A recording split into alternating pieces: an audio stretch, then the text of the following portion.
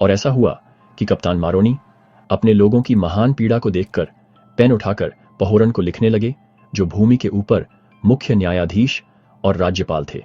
देखो, तुम स्वयं जानते हो कि तुम्हें पुरुषों को इकट्ठा करने और उन्हें तलवारों और युद्ध के हथियारों से लैस करने के लिए नियुक्त किया गया है और उन्हें युद्ध में भेजने के लिए।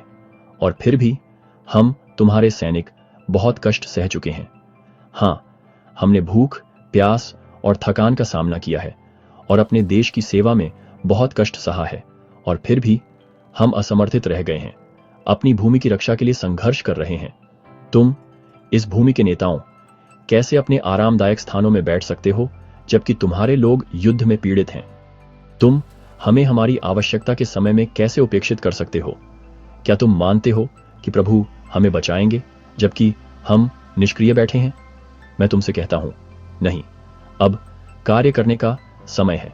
हे आलसी लोगों, तुम कब तक प्रतीक्षा करोगे, इससे पहले कि तुम उठो और भूमि की रक्षा करो?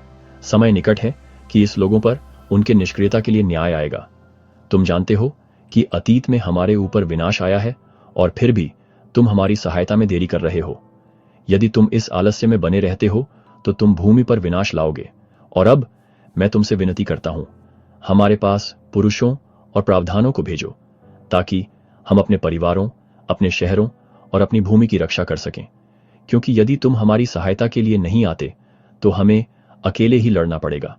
और इस प्रकार कप्तान मारोनी ने अपना पत्र पहोरन को भेजा, यह आशा करते हुए कि उनके शब्द भूमि के नेताओं के दिलों को कार्य करने के लिए प्रेरित करेंगे।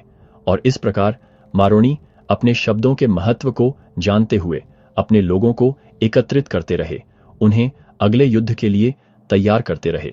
वह तब तक आराम नहीं करेंगे जब तक भूमि की रक्षा नहीं हो जाती और न्याय नहीं हो जाता।